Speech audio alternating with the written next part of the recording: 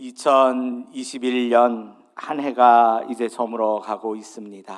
이제 약 2주 정도밖에 남지 않았습니다. 올 한 해 여러분의 삶은 어떠셨습니까? 또한 여러분의 신앙의 모습은 어떠하셨습니까? 오늘 말씀을 함께 나누면서 2021년이 저물어가는 이 시간, 우리의 모습을 다시 한번 돌아보고 우리의 신앙을 다시 한번 돌아보며 함께 기도할 수 있는 시간이 되어지기를 주님의 이름으로 소원합니다. 오늘 함께 읽은 본문의 말씀은 우리가 너무도 잘 아는 말씀입니다. 십자가에서 돌아가셨다가 부활하신 주님이 제자들을 찾아오셨습니다. 그리고 그 중에 베드로에게 이렇게 질문하십니다. 베드로야, 내가 나를 사랑하느냐? 사랑하는 성도 여러분, 베드로가 어떠한 인물입니까? 우리가 잘 알듯이 베드로의 원래 이름은 유대인들 사이에 흔한 이름이었던 시몬이었습니다. 그러나 예수님께서 그를 찾아가 만나 주셨습니다. 그를 만나시고는 주님께서 그를 반석이라는 의미의 게바, 즉 베드로라 부르셨습니다. 그는 갈릴리 북쪽 베세다라는 마을 출신으로 어부로 살아오다가 주님의 부르심을 받고 예수님의 제자가 되었던 사람이죠. 이렇게 예수님의 제자가 된 베드로는 항상 제자들 가운데 가장 선두의 자리에 서 있었으며 예수님께서 부활승천하신 후에는 그 남은 평생을 하나님의 복음을 전하는 일에 힘쓰다가 순교하였던 사람입니다.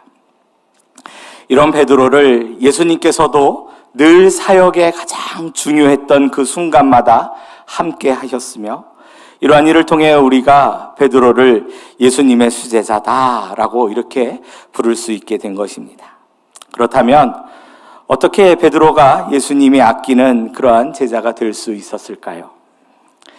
요한복음 6장 66절에서 68절 말씀을 보면 예수님을 향한 박해가 점차 많이 시작되어지면서 그의 제자들이, 그를 따르던 사람들이 큰 위기감을 느끼기 시작했습니다.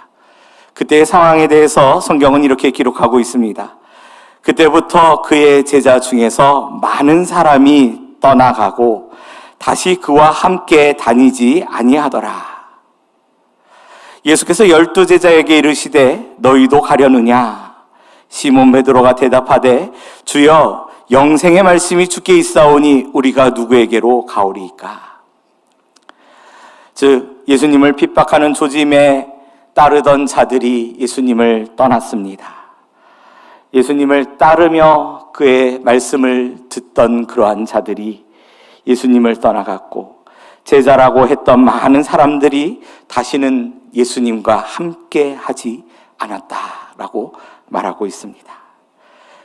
이렇게 불안하고 초조한 시기, 어려운 시기에 예수님께서는 남겨진 제자들에게 이렇게 물어보십니다. 너희들도 저들과 같이 가려느냐? 그렇게 물어보십니다.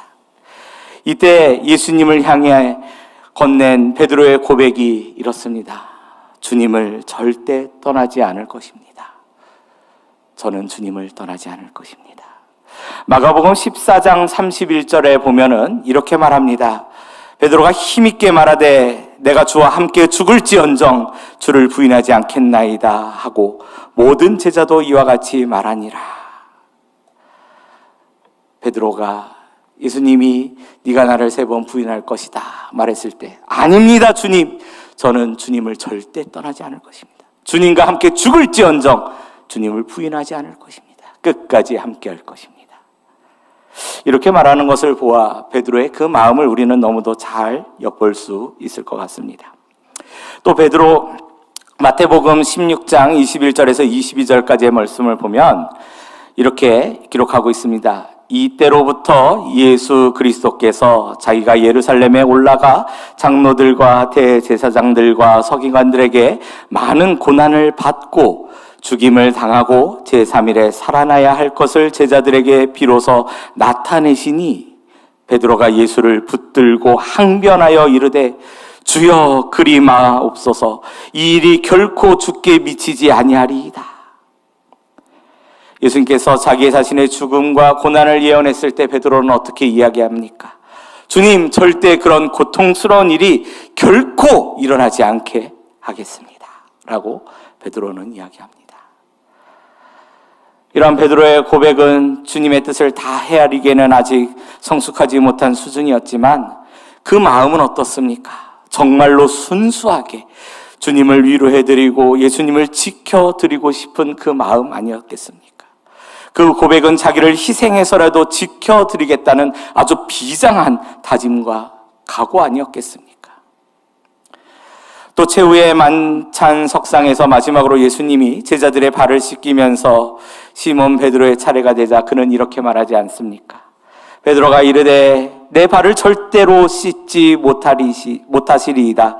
예수께서 대답하시되 내가 너를 씻어주지 아니하면 내가 나와 상관이 없느니라. 시몬 베드로가 이르되 주여 내 발뿐 아니라 손과 머리도 씻어 주시옵소서. 베드로는 제자의 위치를 벗어나지 않고 스승 되신 예수님을 잘 섬기려는 그 마음으로 그 발을 못 씻게 거부하는 표현을 하였습니다.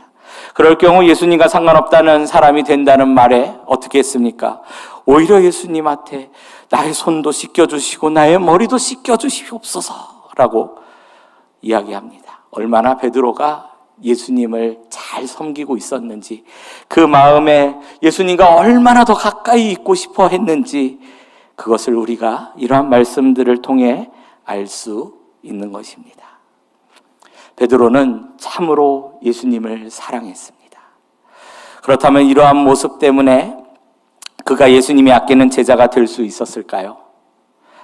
사실 베드로는 예수님의 수제자라고 할 만큼 완벽한 삶을 살지 못했던 사람 중에 하나입니다. 마태복음 26장 47절을 보면 가룟 유다를 비롯하여 나는 새도 떨어뜨릴 만한 권세를 가졌던 대제사장들이 큰 무리를 동원해서 이제 예수님을 체포하러 왔을 때에 베드로는 어떻게 했습니까? 그 검을 취하여 대제사장의 종 말고라는 자의 귀를 쳐서 떨어뜨리게 되는 그러한 경솔하고 무모한 행동을 하는 것을 우리를 볼 수 있습니다. 또 마태복음 14장을 보면 제자들이 무서운 풍랑을 만나게 되었을 때 사나운 풍랑이 이는 그 캄캄한 바다를 걸어오는 예수님을 보고 베드로는 이렇게 소리칩니다. 주님이시거든 나를 명하사 물 위로 오라 하소서 외칩니다. 이때 주님께서 오라라고 말하죠. 그 말에 주저함없이 물속에 뛰어들기는 하지만 곧 풍랑을 보고 무서워하여 그 몸이 바닷속에 빠져들게 됩니다. 그래야 주님께 무엇이라 책망받습니까? 믿음이 작은 자여 왜 의심하였느냐 라는 책망을 받고 있지 않습니까? 뿐만 아니라 마가복음 14장 말씀을 통해 우리는 그가 예수님이 잡히셨을 때 한 여종, 그 여종이 베드로가 예수님과 함께 있었음을 사람들에게 말하자 그때 예수님을 부인하고 그뿐 아니라 저주하며 맹세하며 3번이나 예수님을 모른다라고 부인했던 그러한 모습도 우리는 볼 수 있습니다. 이러한 삶을 성경을 통해 그 베드로의 삶을 보았을 때 그는 때로는 아주 경솔하고 때로는 감정을 다스리지 못해 무모한 모습도 보였으며 또 예수님이 잡히시던 그날에는 그를 저주하며 맹세하며 예수님을 모른다고 부인했던 배신자의 모습까지도 보였음을 우리에게 보여주고 있습니다.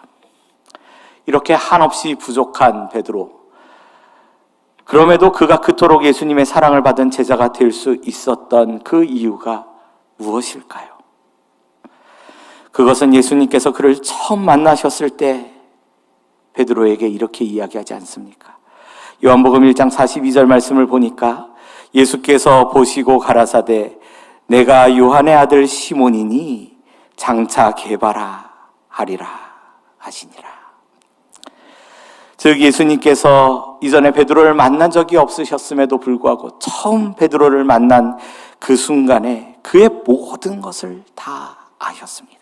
뿐만 아니라 그 마음속에 있는 모든 것도 다 아셨습니다. 그랬기에 베드로를 시몬이 아닌 게바, 즉 반석이라 부르셨던 것입니다. 즉 베드로의 중심에는 흔들리지 않는 견고한 그 무언가가 있었습니다. 흔들리지 않는 그 무언가, 변함없는 한결같음이 그가 예수님의 사랑을 받는 제자가 될 수 있었던 것임을 우리가 생각해 볼 수 있기를 원합니다. 비록 그가 물 위를 걷는 시도를 하다가 물에 빠져들어가 믿음이 적은 자라는 지적을 받기도 하였고, 하나님의 깊은 뜻을 헤아리지 못해 사탄이라는 말도 듣기도 하였습니다. 또 죽기까지 예수님을 쫓겠노라 장담하고 3번이나 예수님을 부인하는 등 예수님의 사랑하는 제자로서 실망스러운 모습, 연약하고 실패한 모습을 보인 베드로였지만, 그럼에도 그의 내면에는 반석과 같이 변함없이 예수님을 향한 한결같음이 있었습니다. 예수님은 바로 그것을 보셨습니다. 바로 예수님을 향해 보인 한결같은 그 사랑, 무엇에도 흔들리지 않았던 그의 변함없는 믿음, 예수님은 그것을 보시고 가장 사랑하는 제자로 삼으셨던 것입니다. 사랑하는 여러분, 여러분에게는 어떠한 믿음이 있습니까? 여러분에게는 어떠한 사랑이 있습니까? 베드로와 같이 한결같은 그러한 믿음과 한결같은 주님을 향한 사랑이 있습니까? 때로는 실패하고 실수하여도 변함없이 한결같은 믿음과 사랑이 여러분 안에 있으십니까? 예수님께서 베드로에게 말한 것 같은 그 반석 같은 믿음과 사랑이 여러분 안에 있으시기를 주님의 이름으로 축원합니다. 말씀을 정리하면서 마쳐보도록 하겠습니다. 2021년 한 해가 그 끝을 향해 저물어 가듯이 우리의 인생도 매 순간 그 끝을 향해 나아가게 됩니다. 이는 그 누구도 막을 수 없고 그 누구도 멈출 수 없으며 그 누구도 되돌릴 수 없는 것입니다. 그리고 결국에 우리 모두는 주님 앞에 서게 될 것입니다. 그렇게 우리가 주님 앞에 섰을 때, 마침내 우리의 인생살이를 다 하고 주님 앞에 섰을 때 주님은 우리에게 무엇을 물어보실까요? 누구누구야, 너는 모든 율법을 지키며 내가 명한 대로 이 땅을 살아왔느냐? 너는 죄 짓지 않고 이 땅을 살아왔느냐? 너는 성도답게 완벽하고 거룩한 삶을 살다 왔느냐? 라고 물어보실까요? 우리가 살아온 방법과 모습은 다 다를 것입니다. 때로는 주님 앞에 자랑스러운 모습도 있을 수 있지만, 또 때로는 주님 앞에서 피하고 숨어버리고 싶은 부끄러운 모습도 있을 것입니다. 나 스스로 옳다 여기며 행했던 일들도 있을 것이며, 주님의 말씀에 순종했던 일들도 있을 것입니다. 그러나 그 모든 것을 다 제껴놓고 단 한 가지만큼은 확실해야 합니다.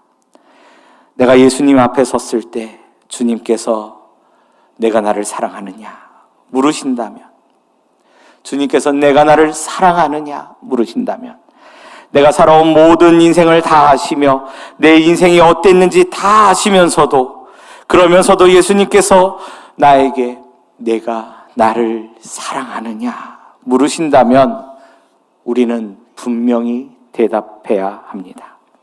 여러분은 무엇이라고 그 자리에서 대답하실 수 있겠습니까?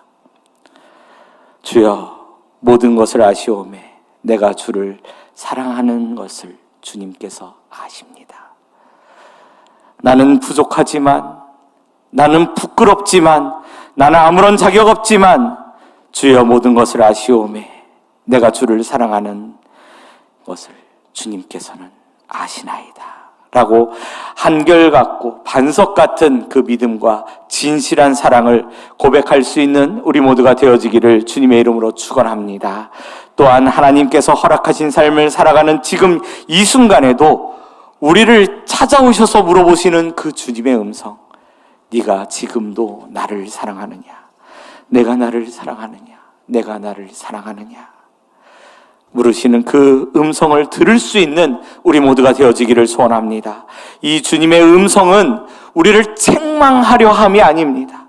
우리를 책망하기 위함이 아니요 우리를 회복시키고 우리가 있어야 할 자리로 다시 돌아오게 하시기 위한 음성이며 우리를 다시 세워주시기 위한 회복의 은총을 베푸시는 은혜의 음성임을 우리가 기억하며 주님께서 우리 각자의 삶에 주신 그 사명, 내 양을 치고 내 양을 먹이는 그 일에 그 사명을 감당할 새로운 한 해를 향해 힘있게 주님을 의지하며 나아갈 수 있는 우리 모두가 되어지기를 주님의 이름으로 축원합니다. 기도하겠습니다.